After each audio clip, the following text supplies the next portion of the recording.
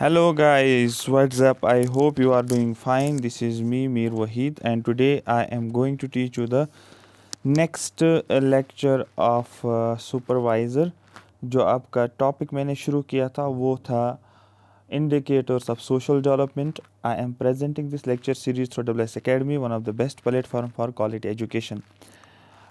ये अगर आपको पेड कोर्स में ज्वाइन करना है you can click the link here, ये पीडीएफ में आपको शेयर मिल जाएगा। और दूसरा आप डिस्क्रिप्शन में भी जाकर इस लिंक पे क्लिक करके कोर्स पे आप जा सकते हो, ठीक है। हमने स्टार्ट किया था with the demo session on specialization का यूनिट 4, इसमें सोशल डेवलपमेंट मैंने लिया है।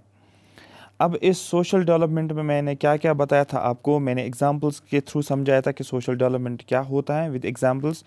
जैसे मैंने आपको एजुकेशन के बारे में बताया था, हेल्थ के बारे में, economic empowerment, gender equality, infrastructure, cultural enrichment, social inclusion, technology access, community safety and security, governance and transparency, family welfare programmes के बारे में बताया था, मीडिया का रोल भी मैंने बताया था, और सोशल वेलफेयर प्रोग्राम्स में।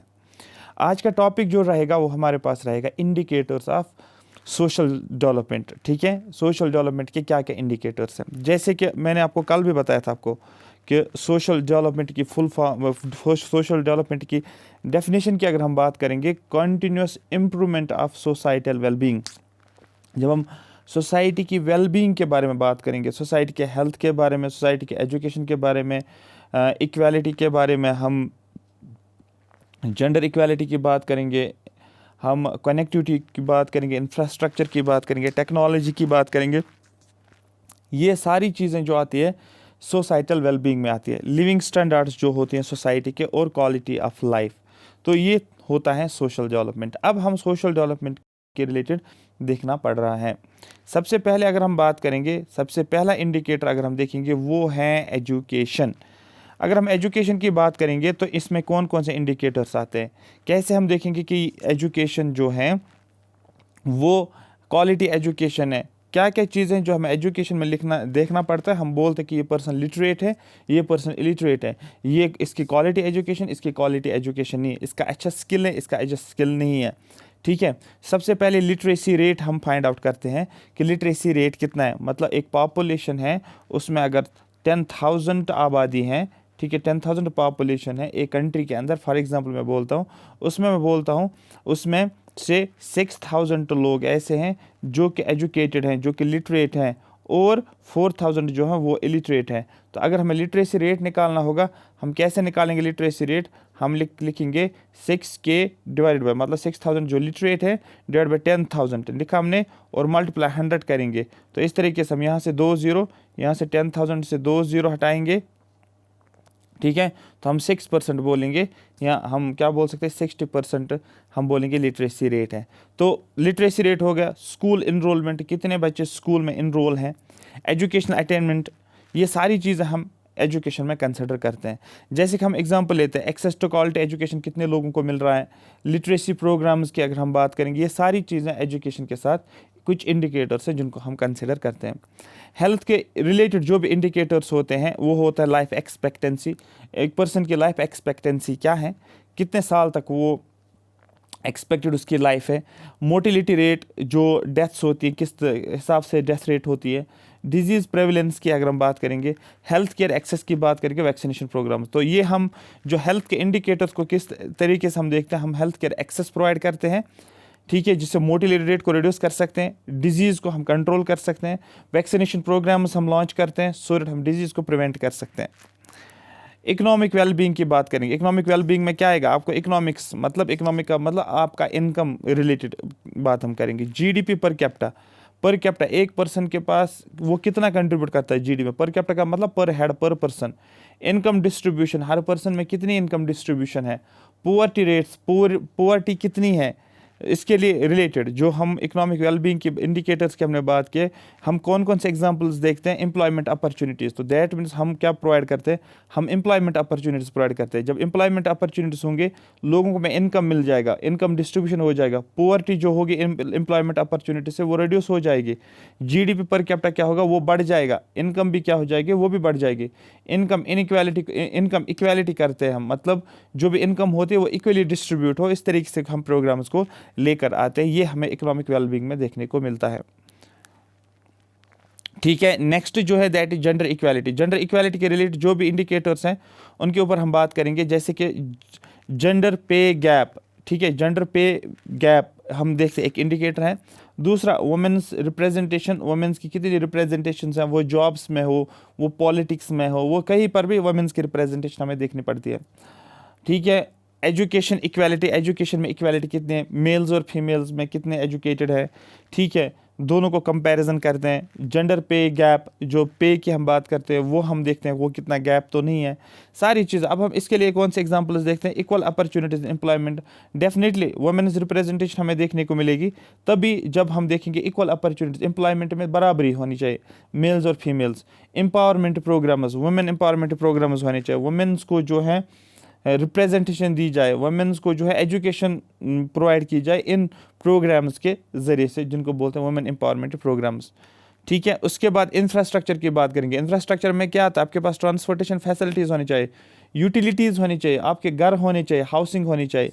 ये कैसे पॉसिबल है, एक्सेसिबल पब्लिक ट्रांसपोर्ट, आपके पास एक्सेसिबल होना चाहिए पब्लिक ट्रांसपोर्ट। आप एक जगह से दूसरी जगह अगर जाना चाहते हो आपके पास एक्सेसिबल होना चाहिए। अगर आप घर बनाना चाहते हो लेकिन वो अफोर्डेबल होना चाहिए, ये नहीं कि आप चाहते हो मुझे घर चाहिए लेकिन आप अफोर्ड नहीं कर पा रहे हो घर बनाना, उस घर में रहने को रेंट या तो ज़्यादा होता है या तो कॉस्ट ऑफ कंस्ट्रक्शन ज़्यादा लगता है। मतलब जो भी आप इंडिकेटर्स हैं उनको हम कैसे अचीव करेंगे। ठीक है, ट्रांसपोर्टेशन में यहाँ पर हम देखेंगे एक्सेसिबल पब्लिक ट्रांसपोर्ट होना चाहिए। हाउसिंग अगर आप क्या चाहते हो, इंफ्रास्ट्रक्चर में हाउसिंग आती है लेकिन वो हाउस अफोर्डेबल होना चाहिए आप लोगों के लिए। सिविक एंगेजमेंट की बात करेंगे, इंडिकेटर्स की बात करेंगे, वोटर टर्नआउट होता है, कम्युनिटी पार्टिसिपेशन होता है। ठीक है, तो सिविक एंगेजमेंट हम अगर हम बात करेंगे, वोटर्स की बात करेंगे, कितने लोग वोटिंग करते हैं, कितने लोग वोटिंग नहीं करते हैं। ठीक है, पॉलिटिकल पार्टिसिपेशन आप एक किस्म का बोल सकते हो, कम्युनिटी कितना पार्टिसिपेट करता है, ये सिविक एंगेजमेंट्स में आता है। जैसे कि कम्युनिटी फोरम्स बनाए जाते हैं, सिविक एजुकेशन प्रोग्राम बनाए जाते हैं। ठीक है, जिससे क्या होता है, कम्युनिटी को ज़्यादा से ज़्यादा पार्टिसिपेट जो है उनका इन्वॉल्वमेंट रहता है। इन्वायरमेंट की बात करेंगे, इन्वायरमेंटल कंजर्वेशन, इन्वायरमेंट को कंजर्व करना है, वो फॉरेस्ट्स हो, वो वाइल्ड लाइफ हो, वो एयर पोल्यूशन हो, वाटर पोल्यूशन हो, उसके ऊपर हमें पूरा ध्यान रखना है। क्लीन इन्वायरमेंट होना चाहिए, इन्वायरमेंट को कंजर्व करना ज़रूरी है, ये एक इन्वायरमेंटल कंजर्वेशन एक इंडिकेटर हो गया। सस्टेनेबल प्रैक्टिस, ऐसे प्रैक्टिस होनी चाहिए जो सस्टेनेबल हो। ठीक है, इसके लिए हम क्या करेंगे, इन्वायरमेंटल कंजर्वेशन या सस्टेनेबल प्रैक्टिस को अचीव करने के लिए हमारे पास ऐसे प्रोजेक्ट्स होने चाहिए जो रिन्यूएबल एनर्जी प्रोजेक्ट्स होने चाहिए। जैसे कि अगर आपको इलेक्ट्रिसिटी चाहिए तो इलेक्ट्रिसिटी के लिए आपको वाटर से आप इलेक्ट्रिसिटी प्रोड्यूस कर सकते हो, जो कि एक रिन्यूएबल प्रोजेक्ट है। आप कोल पेट्रोल उनका यूज़ नहीं करोगे क्योंकि वो नॉन रिन्यूएबल एनर्जी सोर्सेज होते हैं। आप सनलाइट का यूज़ कर सकते हो। ठीक है, आप विंड एनर्जी का ज़्यादा ज़्यादा यूज़ करोगे, जिससे क्या हो जाएगा, हम इन्वायरमेंटल कंजर्वेशन और सस्टेनेबल प्रैक्टिस कर सकते हैं। वेस्ट को मैनेज करना है, जो भी वेस्ट आते हैं उनको किस तरीके से हम मैनेज करते हैं वो भी क्या आता है, एक एग्जांपल इस इन्वायरमेंटल जो हमारे पास इंडिकेटर है उसके साथ। सोशल इंक्लूजन के अंदर कौन कौन से इंडिकेटर्स आते हैं। ठीक है, इंक्लूसिव पॉलिसीज, ऐसे पॉलिसीज होनी चाहिए जो इंक्लूसिव होनी चाहिए, डाइवर्सिटी होनी चाहिए। ठीक है, एग्जांपल जैसे इक्वल अपॉर्चुनिटीज़ देना पड़ता है और एंटी डिस्क्रिमिनेशन लॉज। ठीक है, तो ये सारी चीज़ें किस में आते हैं, सोशल इंक्लूजन में। तो इक्वल अपॉर्चुनिटी, जब सब लोगों को बराबर अपॉर्चुनिटीज़ दी जाएगी तो सोशल इंक्लूजन देखने को मिलेगा। जब हम कहीं अगर डिस्क्रिमिनेशन हो रहा है तो वो इंक्लूसिव पॉलिसी तो नहीं होगी।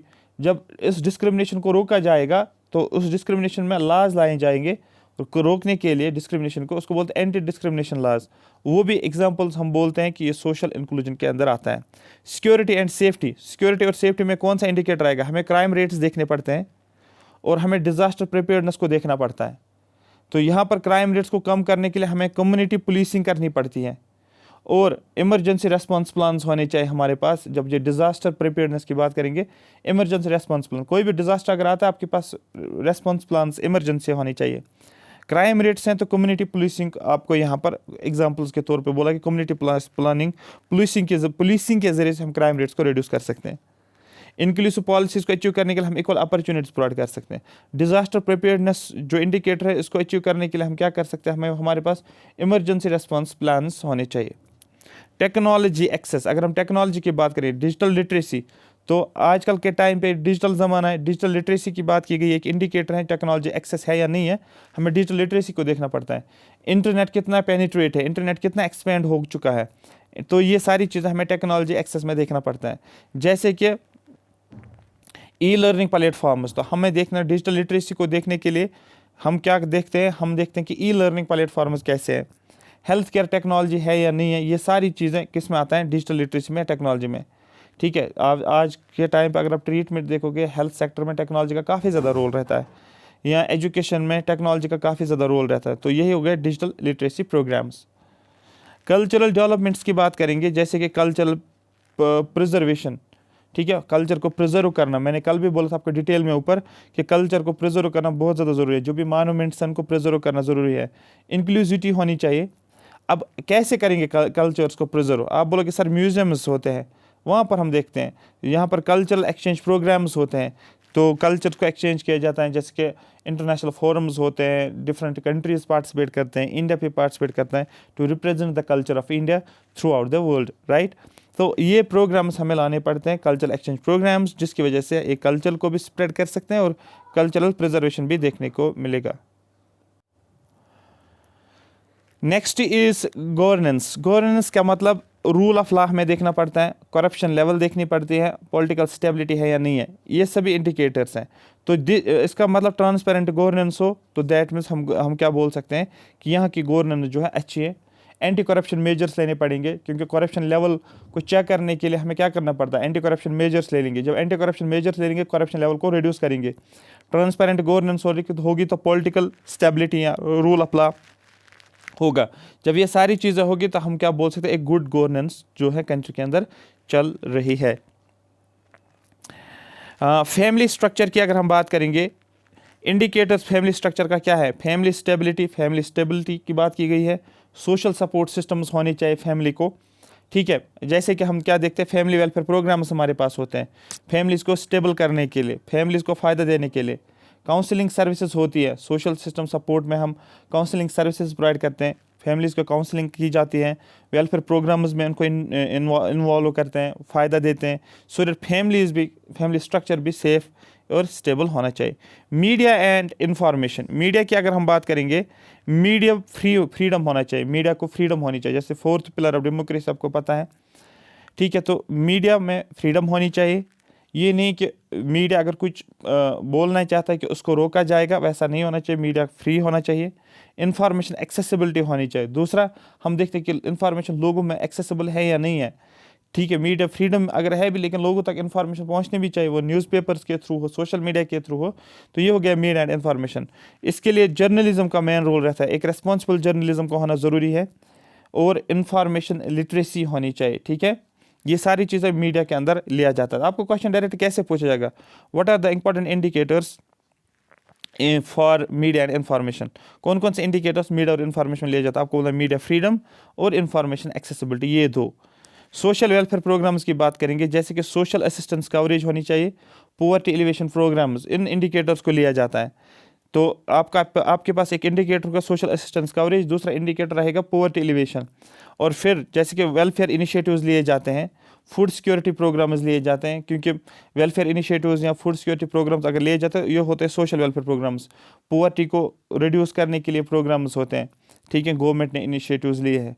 फूड सिक्योरिटी मैंने कल बोला था आपको, कोविड-19 के मैंने एग्जांपल दी थी कि फूड सिक्योरिटी एक्ट भी है, और जब कोविड-19 हुआ था तो लोग काम नहीं कर पा रहे थे, तो सारा रुका हुआ था, तो स्टिल गवर्नमेंट ने फूड के ऊपर बहुत ज़्यादा जोर दिया था, फ्री फूड प्रोवाइड किया गया था लोगों को। तो ये फूड सिक्योरिटी प्रोग्राम्स फिर गवर्नमेंट लाता है, इसलिए सोशल वेलफेयर प्रोग्राम्स को हम इम्प्लीमेंट कर पाए और पोवर्टी को रिड्यूस करें। कुछ क्वेश्चंस हैं जो आपके एग्जाम्स में पूछे जाते हैं, ये बेसिक क्वेश्चंस हैं, बट अगर आपके ऊपर वाले कॉन्सेप्ट्स क्लियर है तो ये क्वेश्चंस आप इजीली कर सकते हो। What does the literacy rate measure as an indicator of social development. Literacy rate क्या मेजर करता है एज एन इंडिकेटर? मैंने पहले बोला था लिटरेसी रेट इंडिकेटर है किसका? किसका? एजुकेशन अटेनमेंट का। अगर आप यहाँ पर देखोगे एजुकेशन की बात करोगे, सिर्फ ऐसे आपको याद रखना है, आपको एजुकेशन में जाना है और फिर बोलना है कि एजुकेशन के कौन कौन से इंडिकेटर, मतलब आपको ये याद होना चाहिए, मेमोराइज होना चाहिए। एजुकेशन में लिटरेसी रेट, एजुकेशन में स्कूल इनरोलमेंट और एजुकेशन में एजुकेशन अटेनमेंट, बस ये 3 हो गए क्लियर। फिर आपको कोई भी क्वेश्चन बन सकता है एजुकेशन के ऊपर, तो आप इजीली कर सकते हो। जैसे यहाँ पर आप एक क्वेश्चन देखो, what does the literacy rate measure? ठीक है, what does the literacy rate measure as an indicator of, क्योंकि लिटरेसी रेट ये एक इंडिकेटर है सोशल डेवलपमेंट का, तो ये किस रिलेटेड है? ठीक है, ये क्या रिप्रेजेंट करता है? Educational attainment. ठीक है, हो गया क्लियर। उसके बाद which indicator assesses the overall economic wellbeing? ऐसा कौन सा इंडिकेटर है इनमें से जो ओवरऑल इकोनॉमिक वेलबींग, यहाँ पर देखो इकोनॉमिक वेलबींग की बात कर रहा है, of a society on an individual basis. ठीक है, तो ऐसा कौन सा इंडिकेटर है जो इकोनॉमिक वेलबींग के साथ रिलेटेड है? आप ऐसे बोल सकते हो। आप बोलोगे सर इकोनॉमिक वेलबींग में आपने बोला था जीडीपी पर कैपिटा। अब आप बोलोगे सर ये कहाँ से पता चलेगा? आपको इकोनॉमिक इंडिकेटर्स यहाँ पर मैं आपको दिखाऊंगा, आपको ये क्लियर हो जाएगा। इसलिए मैंने पहले बोला कुछ टॉपिक्स ऐसे होते हैं जहाँ पर आपको याद करना ज़रूरी है, जो फैक्चुअल इन्फॉर्मेशन है। आप देखो इकोनॉमिक वेलबींग के लिए आपने कौन से इंडिकेटर्स लिए? Per capita, GDP per capita, ये भी ऑप्शन में हो सकता है और ये भी ऑप्शन में हो सकता है, बट वहाँ पर वो 3 तो ऑप्शन में वहाँ पर तो एक ही दिया है, बाकी तो और किसी है और कुछ है, तो वहाँ पर आपको जीडीपी पर कैपिटा को ही कंसिडर करना पड़ेगा। उसके बाद what does voter turn out in election primarily reflects in terms of social development? Voter turn out जो इलेक्शंस में होते हैं वो किस सोशल इंडिकेटर को रेफर करता है? आपको बोलना है सिविक एंगेजमेंट्स। मैंने अभी बोला था सिविक एंगेजमेंट्स में हमें क्या लेना पड़ता है? हमें लेना पड़ता है वोटर टर्न आउट। ठीक है, वोटर्स की मैंने अभी बात की थी। उसके बाद which aspect of social development does the infant mortality rate directly impact? ऐसा कौन सा सोशल डेवलपमेंट का एस्पेक्ट है या इंडिकेटर है जो रिफ्लेक्ट करता है इन्फेंट मोर्टेलिटी रेट को इम्पैक्ट करता है या रिफ्लेक्ट करता है? आप बोलोगे ऐसा इंडिकेटर है या ऐसा एस्पेक्ट है, ठीक है, जो कि इम्पैक्ट करता है इन्फेंट मोर्टेलिटी, वो है हेल्थ। तो दैट मीन्स हेल्थ जो होता है ये एक ऐसा फैक्टर है जो कि इम्पैक्ट किसको करता है? इन्फेंट मोर्टेलिटी को। हेल्थ आपका खराब होगा तो इन्फेंट मोर्टेलिटी ज़्यादा हो जाएगी। ठीक है, क्योंकि यहाँ पर आप देखो इकोनॉमिक वेलबींग को मोर्टेलिटी के साथ कुछ भी लिंक नहीं है, एजुकेशन को मोर्टेलिटी के साथ कुछ भी लिंक नहीं है, जेंडर इक्वालिटी मोर्टेलिटी के साथ लिंक नहीं है, हेल्थ को रिलेट करो मोर्टेलिटी के साथ। और अगर आप ऊपर देखोगे हेल्थ सेक्टर में, वहाँ पर आप इन्फेंट मोर्टेलिटी रेट आप देखोगे। नेक्स्ट जो है आपके स्क्रीन के ऊपर, what does the gender wage? ठीक है, मैंने बोला था वेज गैप, मैंने अभी बोला था मेल फीमेल्स की मैंने बात की थी। Measures in the context of social development, जो जेंडर वेज गैप मेजर कौन सा इंडिकेटर किसके रिलेटेड, कौन सा मेजर है रिलेटेड टू सोशल डेवलपमेंट? आपको बोला जेंडर इक्वालिटी। मैंने ऊपर बोला था आपको जेंडर वेज गैप जो इंडिकेटर है ये किसके रिलेटेड? ये जेंडर इक्वालिटी के रिलेटेड इंडिकेटर्स हैं। तो आपको जेंडर इक्वालिटी के जितने भी इंडिकेटर्स हैं वो आपको टिप्स पे होने चाहिए। ये 5 क्वेश्चंस इसलिए मैंने लिए, आपको एक आइडिया आ जाए जो ऊपर क्वेश्चंस ये पूछा गया है, ये टॉपिक, इस टॉपिक के ऊपर क्वेश्चंस किस एंगल से बनेंगे, बस और कुछ नहीं। तो याद क्या रखना है? याद आपको रखना है कि इंडिकेटर्स ऑफ सोशल डेवलपमेंट जो है एजुकेशन, पहले लिखोगे ये तीनों के 3 याद होने चाहिए, टिप्स पे होने चाहिए। जैसे टेबल याद करते ना 2 1 2, 2 5 10, 2 9 18, वो वैसे वाले टिप्स पे। Life expectancy, mortality rate, disease prevalence, ये हेल्थ के साथ रिलेट करोगे। ठीक है, तो इकोनॉमिक वेलबींग में आप क्या देखो जीडीपी पर कैपिटा, ये 3 आपको याद करना है। इस तरीके से ये 3 एग्जांपल्स इस तरीके से मैंने बोला सो दैट आपको समझ आ जाए क्या क्या करते हैं। सिविक जैसे कि कम्युनिटी पार्टिसिपेशन या वोटर टर्न आउट के लिए हमें क्या करना पड़ता है? ठीक है, हमें कम्युनिटी फोरम्स बनाने पड़ते हैं, हमें सिविक एजुकेशन प्रोग्राम चाहिए होते हैं। ठीक है, जिससे हम इन इंडिकेटर्स का अटेन कर सकते हैं। आई होप मेरी बात आपको ये समझ आई होगी। ये था आपका दूसरा पार्ट जो मैंने आपको बताया था कि इंडिकेटर्स ऑफ सोशल डेवलपमेंट क्या है। आगे हम देखेंगे और कौन कौन सी चीज़ें होंगी जो आपके एग्ज़ाम के रिलेटेड इंपॉर्टेंट हैं। इसमें हम एक एक करके जितने भी मैंने ये सारी चीज़ें बोली एक एक करके हमें डिटेल में अब जाना पड़ेगा, डेप्थ में जाना पड़ेगा इन टॉपिक्स को अंडरस्टैंड करने में, क्योंकि आपका बेसिक्स जो है वो क्लियर हो गया। अब हमें थोड़ा सा डेप्थ में आना है, चीज़ों को समझना, role of education in social development, कैसे एजुकेशन का रोल सोशल डेवलपमेंट में क्या रहेगा। सबसे पहले हमें ह्यूमन कैपिटल को प्रिपेयर करना पड़ेगा। ये सारी चीज़ें देखने के बाद हमें पुअर्टी एलिवेशन प्रोग्राम्स लाने पड़ेंगे। ठीक है, तो बहुत सारी चीज़ें हैं जो हम एक एक करके डिस्कस करेंगे। ठीक है, और जब ये टॉपिक कवर हो जाएगा रोल ऑफ सोशल डेवलपमेंट। ये जितने भी पॉइंट्स हैं यहाँ पर इनको डिस्कस करने के बाद इसके ऊपर आपको सीधे क्वेश्चंस मिलेंगे। How does education contribute the poverty elevation, कैसे एजुकेशन जो है वो पोवर्टी एलिवेशन प्रोग्राम्स में कंट्रीब्यूट करता है। आप बोलोगे भाई providing opportunities for better employment, क्योंकि एजुकेशन हो आपको एम्प्लॉयमेंट मिलेगी, आप पोवर्टी रिड्यूस कर सकते हो। इस तरीके से चीज़ को लिंक करना है। इसलिए मैंने बोला था कुछ जो स्पेशलाइजेशन वाला चैप्टर्स आपके 6 यूनिट्स है, 6 यूनिट्स में ऑलमोस्ट 6 4 24 से 25 चैप्टर्स हैं जिनको आपको पढ़ना है। याद रखना इस चीज़ को, क्योंकि हर यूनिट में 3 4 4 5 मैं एवरेज 4 लगा लेता हूँ। 24 से 25 चैप्टर्स आपको पढ़ने हैं, तो हर चैप्टर को लिंक करना है एक दूसरे के साथ, तभी आपको ये पोर्शन 60 मार्क्स का टू द पॉइंट होगा और आप इजीली क्वेश्चंस को एग्जाम में सॉल्व कर सकते हो, वेरी इजीली। ठीक है, thank you so much for watching me. ये D2 था आपके पास, डेमो 2 आप बोल सकते हो, क्लास 2, और इस चैप्टर का डेमो मैं आपको दे दूंगा। उस चैप्टर के बाद आपको डेमो नहीं आ जाएगा, फिर आप इनरोलमेंट करो, आप रजिस्ट्रेशन करो, वहाँ पर आपको क्लासेस देखने को मिलेगी। कमेंट सेक्शन में मेंशन करो कि सेशन कैसा लग रहा है, समझ आ रहा है या नहीं आ रहा है, क्लियर हो रही है चीज़ें, किस तरीके से चीज़ों को कवर करना है। Thank you so much for watching me.